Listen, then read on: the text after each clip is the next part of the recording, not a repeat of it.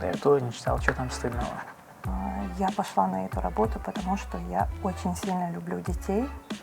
С или Д, А может, Б. а может Б. Я на самом деле это узнал только на днях, когда составлял вопросы. А если мы проиграем? Планеты вращаются против часовой Да. стрелки. Однако две планеты этой Солнечной системы против. Получается, у вас вообще особой проблем нет. Проблем нет. Это же прекрасно. Зулейха, поздравляю вас с победой в конкурсе «Воспитатель года 2025». Что побудило вас принять участие в нем? Спасибо, Рамзан. Изначально я не хотела принимать участие, потому что я очень не люблю места, где скапливается большое количество людей.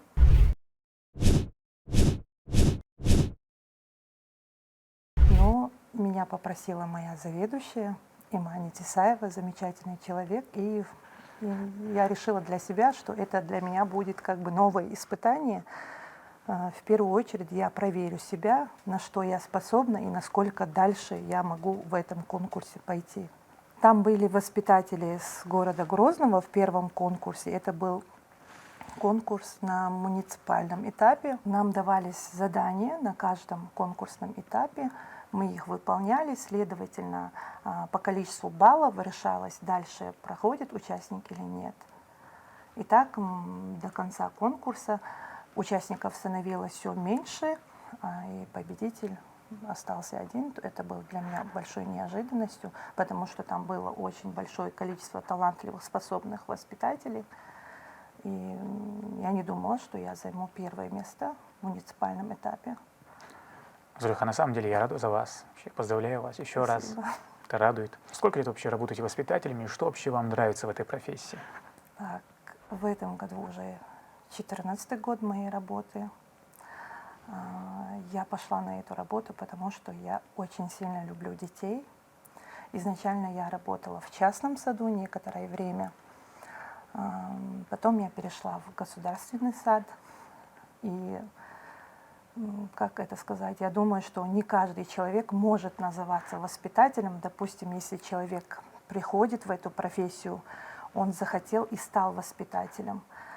Конечно, этот человек будет работать какое-то время, но я думаю, что некоторое время этот человек эмоционально будет уже выгорать, и у него будет падать интерес к своей работе, уменьшаться интерес к своей работе, извиняюсь.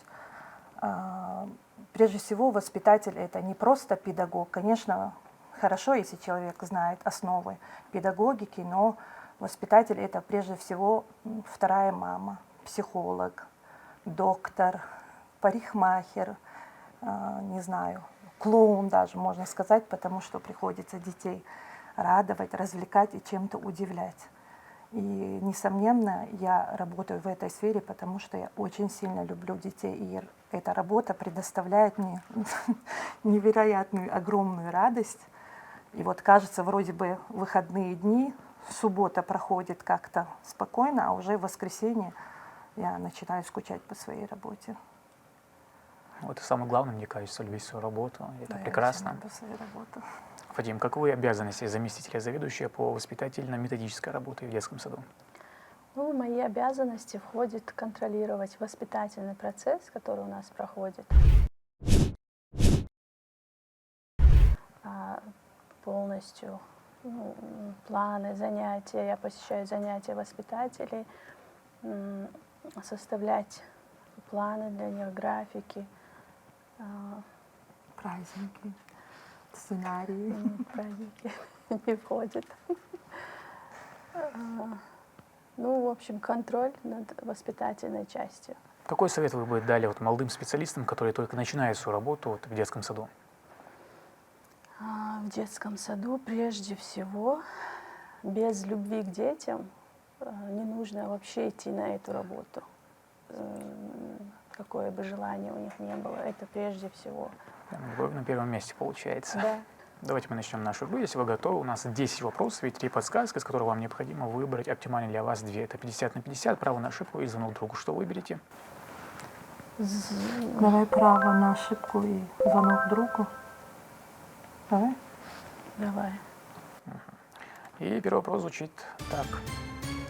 Куда вышел зайчик в детской считалочке? Погулять в буфет за морковным соком, в люди на Луну, чтобы проверить, сделана ли она из сыра. Надо вспомнить читалочку. Раз, два, три, четыре, пять. Вышел Вышел зайчик заяц в люди. в буфет погулять. Погулять. А? Ответ А. В детской считалочке зайчик вышел погулять и тут же столкнулся с охотником, который начал в него стрелять. Абсолютно верный ответ. Второй вопрос. Что измеряется в единицах ватт? Уровень шума, разочарование жизнью, мощность тока, количество энергии, которую вы потеряли, пока пытались понять этот вопрос.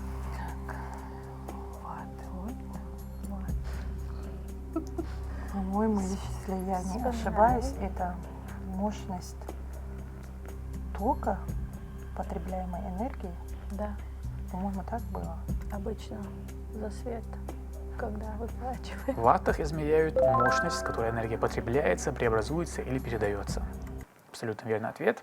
Третий вопрос. Кто такой Амрибока? Проповедник, герой нардского эпоса, рыцарь средневековья, политический деятель.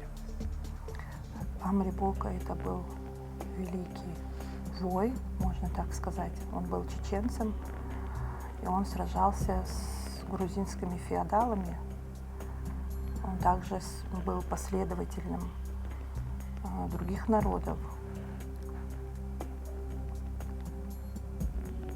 Так. Ответ рыцарь. Он же был военным, по-моему, если я не ошибаюсь. Да. Был военным, Проповедник точно он не был. проповедником не был, героем Нарского эпоса тоже не был. Рыцарь. Ну, не знаю, Ц или Д. Ответ С рыцарь.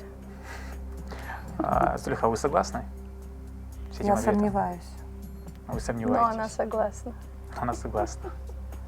Под- Амрибока, прославленный чеченский воин и предводитель Тусхароя, вместе с 40 верными соратниками часто участвовал в военных походах, помогая отражать врагов и восстанавливать справедливость. Он внушал уважение и страх далеко за пределами родных земель. Четвертый вопрос. Что такое самовоспитание в педагогике? Способность к самоанализу, активная деятельность человека, сознательная деятельность, направленная на самореализацию личности, обучение подрастающего поколения. Самовоспитание – это Я бы отнесла туда и А, и С.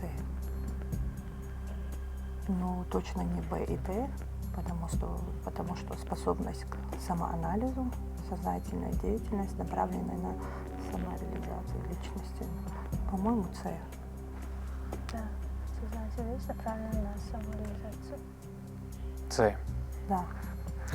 Самовоспитание – это сознательная деятельность человека, направленная на то, чтобы реализовать себя как личность. Абсолютно верный ответ. И оно предполагает наличие у человека уже сформированных идеалов, личностных, моральных качеств и осмысленных целей. Пятый вопрос. Помимо Урана, какая еще планета Солнечной системы имеет направление вращения, отличное от большинства? Венера, Марс, Сатурн, Юпитер. Так. То есть планеты вращаются против часовой Да. стрелки. Однако две планеты этой Солнечной системы против. Я знаю этот ответ. Ретроградное только я не могу вращение, вспомнить. кажется, называется это все. Я на самом деле это узнал только на днях, когда составлял вопрос. Я знала этот ответ, потому что я недавно проходила игру, и там был этот ответ, но Вспоминай, сейчас я Зульха. из-за волнения не помню. Давай вспоминай. Так, право на ошибку, да, у нас есть? Да. Интуитивно давай выберем.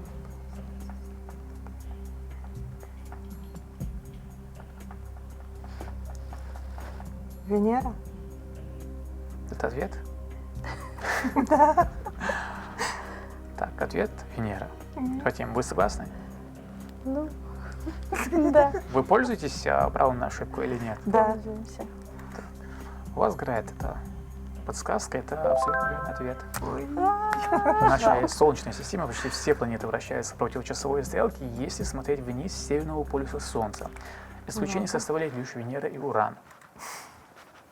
Да. Шестой вопрос. Кто занял должность главы страны после Висы Тинаева? Гази Алдамов, Бирсашейх, Бейбулат Таймиев, Байсангур Биноевский. По-моему, Байсангур Биноевский жил не в ту эпоху, Он если я не позже. ошибаюсь. Бейбулат Таймиев близок. Так, Берса Шейх, я сомневаюсь. Бейбулат Таймиев или Гази Алдамов.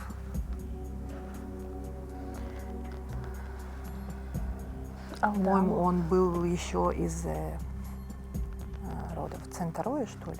Я мутно помню. Ну, по-моему, это Гази Алдамов. Ответ А.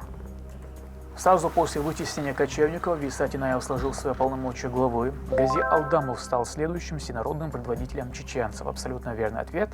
Он стал одним из самых выдающихся предводителей и печатью главного этапа чеченской реконкисты после периода турко-иранской экспансии в регионе. 7-й вопрос. Целью воспитания является развитие самооценки, передача накопленного опыта от старших поколений к младшим, развитие интуиции, формирование гармоничной и всесторонне развитой личности. Ну, без вопросов по педагогике, я надеюсь, вы понимаете, что здесь никак, конечно же. Это по нашей части. Да, я специально это подготовил. Туда и подходит В и воспитание входит и развитие самооценки. самооценки, так, интуиция не передача подходит. накопленного. Опыта старших поколений младших нет. Формирование В целом это гармоничной формирование гармоничной всесторонней личности. разности личности. Цель воспитания в педагогике – формирование гармоничной, всесторонне развитой личности, готовой к жизни в обществе, обладающей нравственными ценностями, культурой и способностью к саморазвитию и самореализации. Зулейха, ну раз мы начали по теме воспитания, не могу не спросить, вот что считаете сегодня вот самой большой сложностью в работе воспитания? Детей. Да. Так, если сказать, что это адаптационный период, это вообще не подходит, потому что, как бы это ни звучало банально, я могу расположить к себе любого ребенка за короткий срок. Самое большее это неделя, самое меньшее это даже бывало 1 день. Пару часов, я бы сказала. Я подтверждаю. Мало выходных, я бы так сказала. Выходных. Отпуска хотелось бы Это, 1,5 мне кажется, месяца. Во всех работах, мне кажется, вот эта проблема. То есть, по сути, получается, у вас вообще особо этой проблем нет. Проблем нет. Это же прекрасно. Это, конечно, невозможно не порадоваться за это. Давайте продолжим. Про очень странный запрет. 8-й вопрос. Какой запрет ввела Екатерина I своим указом в 1726 году? Громко чихать, носить лакированные туфли, ловить мышей без лицензии, пускать пыли в глаза. Так, в 1726 году Екатерина ввела Лакированные несколько туфли были тогда? запретов. Но громко чихать это вообще не подходит. А вдруг это в обществе некультурно было? Ловить мышей Да, без сейчас. лицензии. Наверное, в то время лицензии вообще не было.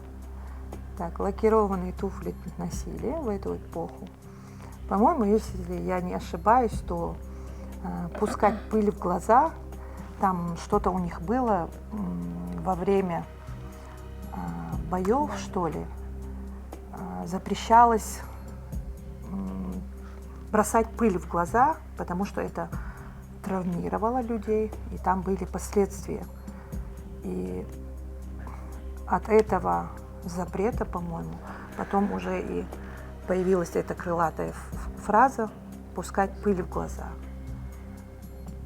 Во время боев, кулачных Лакированные туфли, по-моему, они все носили в это боев. Да, время. не знаю.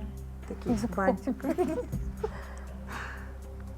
Во Давай, время да? кулачных, да, боев, ну, они могли... Такое было. Там еще какие-то предметы запрещали использовать, чтобы не навредить друг другу. Давай, да. Давай. Давайте Ответ проверим. В 1726 году императрица Екатерина I издала указ, запрещавший пускать пыль в глаза. Абсолютно верный ответ. Сегодня это крылатое выражение означает создание ложного, обманчивого впечатления о себе. Истоки фразеологизма лежат в традиционных кулачных боях. Таким образом, прием, связанный с ослеплением противника песком, как вы говорили, Зулейха, был официально запрещен указом в 1726 году. Со временем слово «песок» трансформировалось в пыль, закрепив за собой современное значение введения в заблуждение. 9 вопрос. Какова температура кипения воды по Цельсию на вершине Эвереста? 58 градусов, 69, 87, 96 градусов. Мгм. Чем выше, тем ниже должна быть температура кипения, да? Так, 58 не подходит. Температура Цельсия на вершине Эвереста. Это очень высоко, Ильха. Чем выше, тем холоднее же. Чем выше, Чем тем выше, меньше тем кислорода. меньше. Меньше кислорода, да. Кажется, Будет из-за этого. температура кипения. Например, у нас 100 будет. 100 градусов температура кипения. На Эвересте мы не были. Мы это не знаем.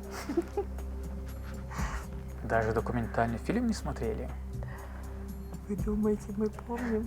Да я шучу, конечно. И даже я не смотрел. Есть ли такое вообще? Фатима?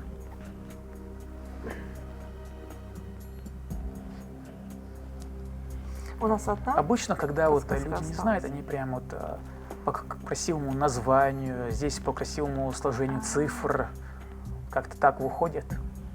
Ну, красивые цифры тут 96, например. Мне 87 нравится. С или Д, А может, Б. а может Б. А если мы проиграем? Может, звонок к другу? Подожди. Я не помню, я сдаюсь тут, я бессильна. Я не знаю точнее, что значит не помню. Хотим, что говорят там нейронные связи? Мне почему-то 87 нравится цифра. Но если на уровне воды 100 градусов, да, то у нас, в принципе, то если это на вершине Эвереста, а это прям, конечно, высоко, Да. то, наверное, она должна быть еще ниже, Да. Чуть-чуть ниже. конкретно ниже. Нет, не чуть-чуть. Может, Ну, ответ не А 58 58? же. Ну, может быть и 58. Ну, может быть-то все, если мы будем такими категориями, как может быть. Может, 69? Может быть. Потому что 58. Это По-моему, слишком фильм как-то мало. назывался, да? Цифра 87 совсем некрасивая. Ты помнишь Я не помню. название фильма? Ну, я думаю, или Б, или С. Давай Б. Цифры красивые. Ну да. Может, Б? Мы выбираем вариант Б. Давайте посмотрим. Мы рискуем. Температура кипения воды на Земле изменяется в зависимости от высоты. Она составляет 100 градусов на уровне моря и падает до 69 на вершине Эвереста. Абсолютно верный ответ. Как вы думаете, вот про что будет финальный 10 вопрос? Про педагогику. Нет, но немножко близко. Литература. 10 вопрос. Каков жанр произведения Арбима Макаева «Повесть»? Повесть, пьеса, роман, эпопея, послание. Не роман. Макаев. Это точно не роман. Пьеса. Повесть, может. Вариант А. Нет. Каков жанр произведения Арбима Макаева? Повесть. Какой жанр? Пьеса, может. Послание.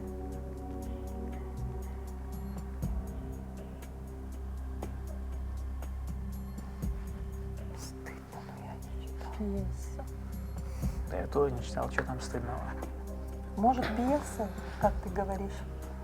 Ну, С, Д исключаем. А Б. Роман. Пьеса. Эпопея. Мне больше нравится. Нету такого. Повесть. Жанр произведений. Это или повесть, или это пьеса. Повесть и повесть как-то банально. Ответ Б. Пьеса. Давай Б. Давай. Была не была. Ответ Б. Это окончательный ответ. Да. Это абсолютно верный ответ. Арбим Макаев – один из самых ярких представителей чеченской литературы. В центре его творчества традиции кавказских народов, события чеченской истории, природа Кавказа. Произведение «Повесть» написано в жанре пьесы. В этом жанре он создал и другие работы: «Гнев», «Разведка», «Матрос», «Майрбек», «Родной аул» и ряд других. Фатима, Зулейха, поздравляю вас с победой. Спасибо, что приняли приглашение, пришли. Голос, что вы победили. Рамзан, спасибо вам, что вы нас пригласили. Нам было очень интересно. Это для нас было новым открытием, так скажем. Было очень познавательно. И я думаю, в дальнейшем, сидя дома, как бы я скачаю подобную игру и буду больше тренировать свой ум. Это было очень интересно и очень волнительно. Спасибо большое. Вы победили, Деларис Хелшин дал эти объекты. Деларис Хелшин.